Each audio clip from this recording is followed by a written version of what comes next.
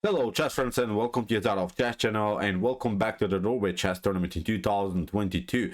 So we're following now a beautiful game from the round 3. It's now Vishy Anand versus Wang Hao, and Vishy was the sole leader after first 2 rounds because Vishy was the only player who got 2 consecutive wins. And the cool part about Vishy's performance is that he got some rating points and he is now back into the top 10 when it comes to classical time rating, and which is really incredible when you think about it harder. Vishy is 52 years old and still he is beating his competition. So as I said, he's now part of the top 10 when it comes to classical time form chess. He played also a beautiful rapid tournament recently in which he really destroyed his competition. He got 50 rating points in rapid chess, but also he played a beautiful blitz tournament. Probably if a bullet tournament would be organized, probably still Vishy would destroy them also. As I said, I'm really glad that Vishy is back, that he's playing really beautiful chess, and that's why I've decided, of course, to cover many of his games. So let's see now what happened. Actually, in this game we're already in the Armageddon game because the first classical time format game ended in a draw. So it meant now that Vishy had to win the game with 10 minutes on the clock, and Wang Hao had to make a draw in order to get some points, but he had only, of course, 7 minutes on the clock. So let's see now what happened in the beautiful and sharp Armageddon game. So Vishy opened with the move e4. Wang Hao's response was c5, knight to f3, knight to c6, and after bishop to b5 we have now the so-called Nizhmedinov Rosolimo attack. And we have seen also in this tournament so far a beautiful Moscow variation of the Sicilian by Vishy. This was a little bit different move, of course, when black is playing the move d6. Still Vishy played this early bishop to b5 move, which is, I think, a sign that probably Vishy had done some studies at home. Probably he studied these positions very hard. So as I said, I'm really curious how Vishy will also play in the continuation of the tournament, especially against some Sicilians. Maybe he'll introduce to us some theoretical novelties because Vishy had now time maybe to study, because he didn't play, of course, so many tournaments. Probably he has some ideas developed in his studies. So here after move knight to c6, as I said, bishop to b5, we have g6. This is now the most popular way. We're waiting now. If bishop to c6 happens, then you can also take out in this way. Then you play bishop to g7, you play e5, and then you have a control of the d4 square. So still this is a playable line for both sides. So after move g6, we have kingside castling by Vishy, bishop to g7, and now c3, preparing this breakthrough with the move d4. So that's why Wang Hao protects the d4 square, and Vishy goes into the sharpest line with the move d4. It's actually sort of a gambit line where you sacrifice a pawn just in order to create some structural weaknesses, because here after c takes d4, c takes d4, e takes d4, okay, this pawn is defended, and so far you don't want to give up immediately your bishop for the knight, but actually these are double pawns.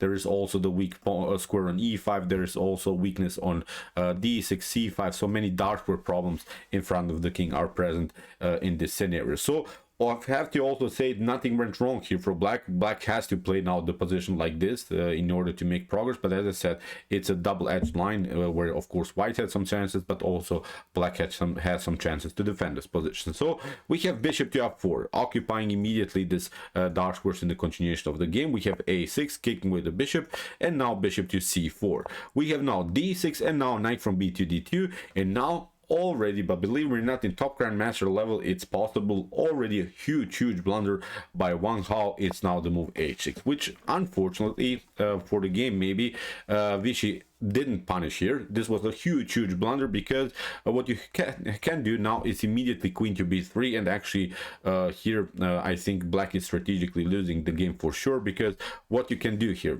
you have to protect now the square f7.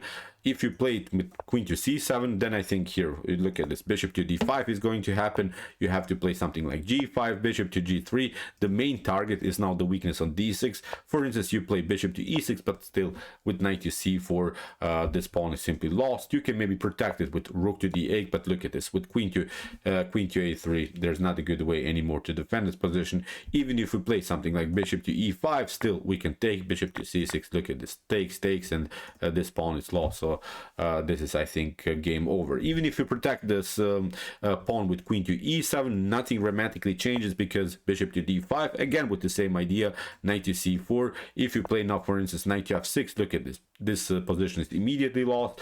If you play again bishop to e5 in order to control somehow the d6 square. Then still bishop to e5. Look at this, knight to e5, knight to e5. You cannot take with the queen. The pawn is lost on f7 if you take with the queen. So if you take with the pawn, then f4 is going to happen. Look at this, f takes e5 is going to happen again.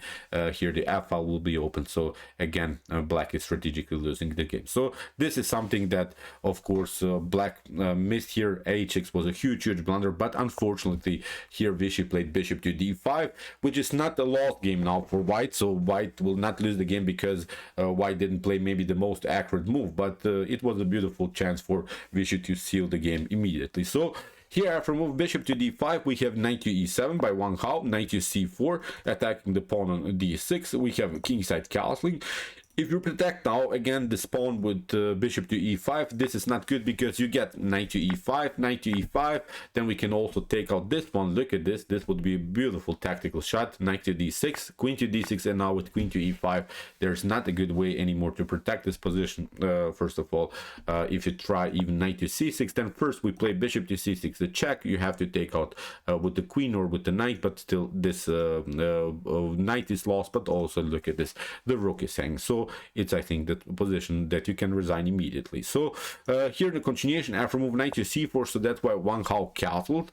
He's saying, okay, I've made my point here. I didn't play maybe the best opening, but of course now I will lose the d6 pawn. But of course black has to now develop the minor pieces in a fast way in order to somehow defend its position. So here Vishy takes bishop to d6. We have a rook to e8, getting out of the spin because the rook was a little bit, of course, vulnerable to some attacks by the bishop here on f8. So that's why rook to e8, and now bishop to g3.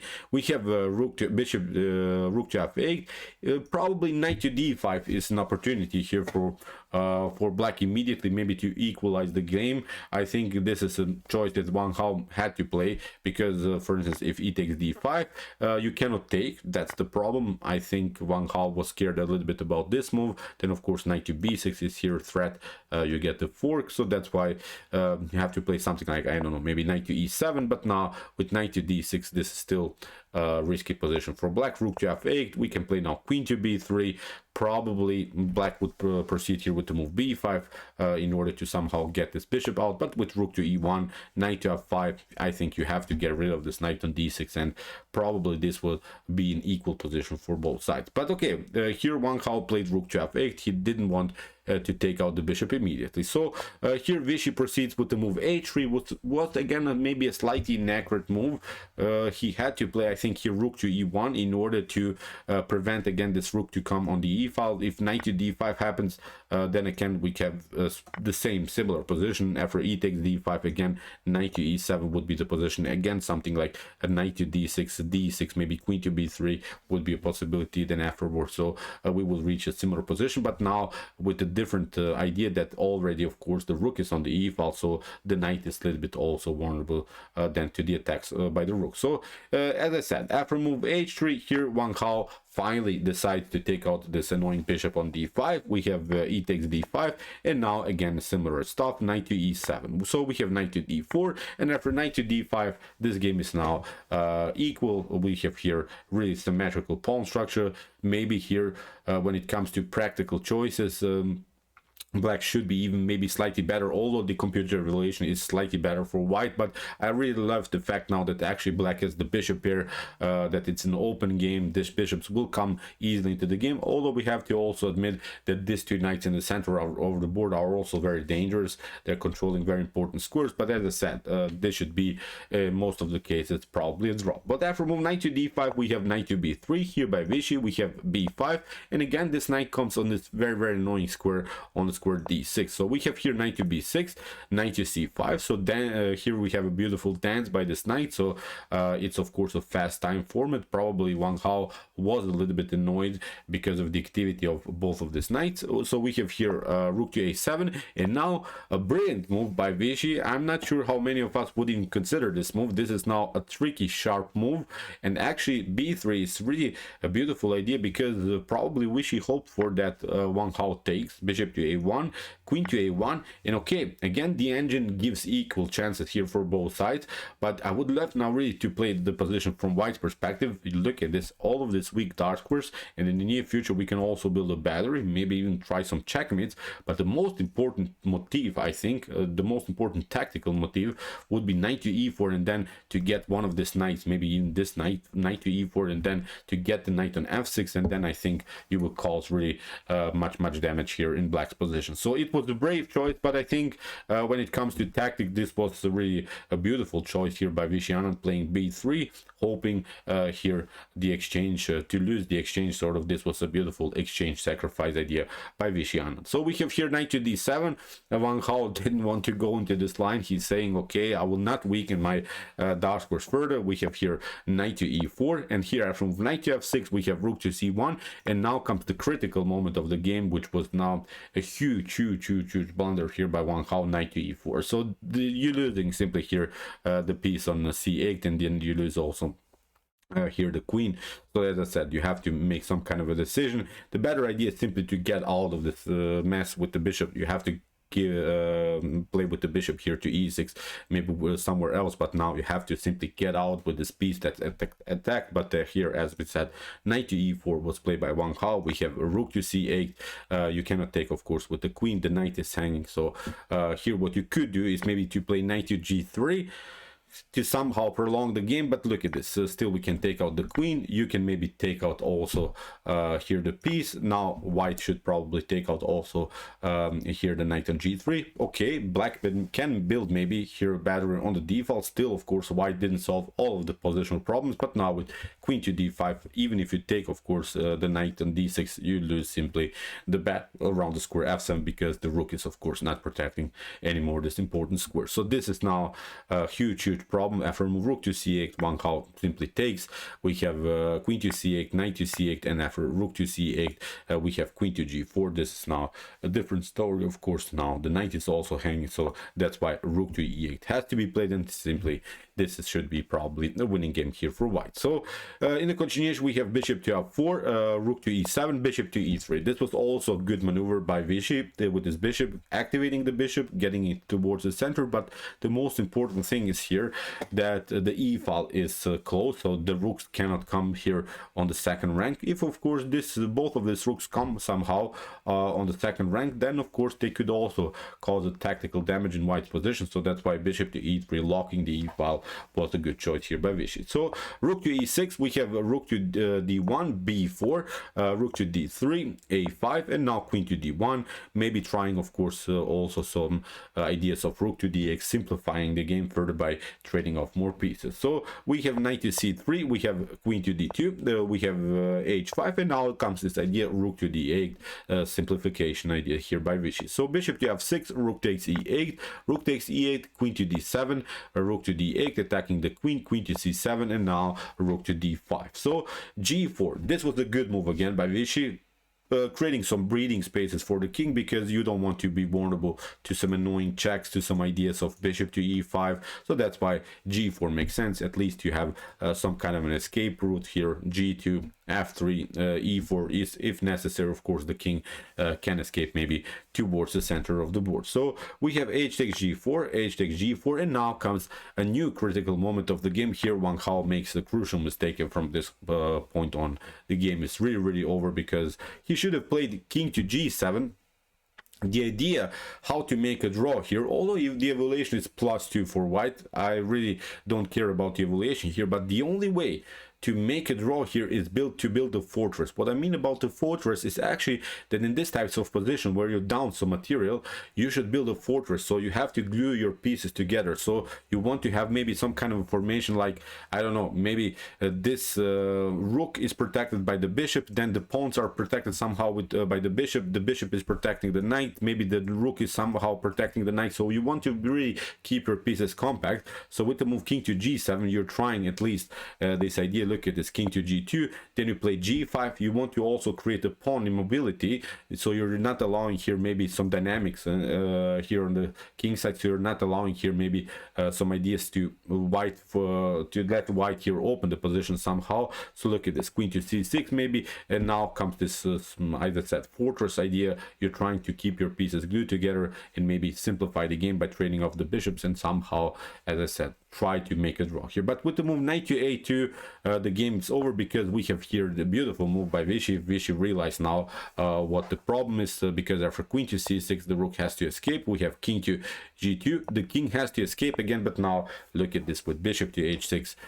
It's again a simplified line where the queen comes in very actively. Even if you don't play this sequence like this, for instance, if you play bishop to g7, if you try to retreat here, then of course queen to e8 is going to happen. You cannot cover because of some ideas of bishop to h6, so you would be forced to play king to h7, and now this pawn is lost, and I think this is also game over here for black. So that's why after king to g2, as we said, king to g7 was played, but now bishop to h6, beautiful deflection. Now look at this, g5, f4 g5 is going to happen, so white is building sort of a mating net against black's king. So here after move knight to c3 we have f4, rook to d2, and after king to h3 in this position Wang Hao resigns. So let's see, even if you try, I don't know, maybe rook to d3, then we're moving up simply the king, and you can only prolong the game. Even if you try something like, I don't know, here king to h7, then we can play queen to f7, because if you don't react then you get checkmated here with the move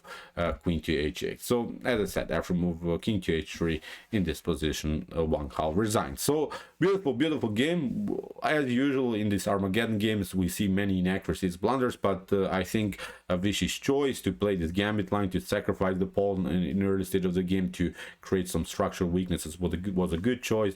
The game got imbalanced, and Vishy is of course a great tactician, punished and a couple of inaccuracies by Wang Hao and won the game eventually, which means now again that Vishy is now again the sole leader of the tournament. He didn't gain the whole 3 points out of this game, but he gained now 2 points because he won the Armageddon game, and as I said, is now the leader and has now good chances to win this thing, which would be, I think, really beautiful for the chess community. So okay, I hope that you enjoyed this game. I really enjoyed it a lot. Interesting ideas, especially also we have seen some ideas if you play an early h6 move that you can get punished with the move queen to b3, so you can maybe try out to use this game as your own home preparation against the Sicilians. So it's really beautiful theory that we have seen also here. So if you want to see more games from this chess event, check out my coverage so far. Here are also some games that we have covered before, and if you like this content, don't forget to subscribe to my channel. See you soon with some more videos, and chess is the best, of course.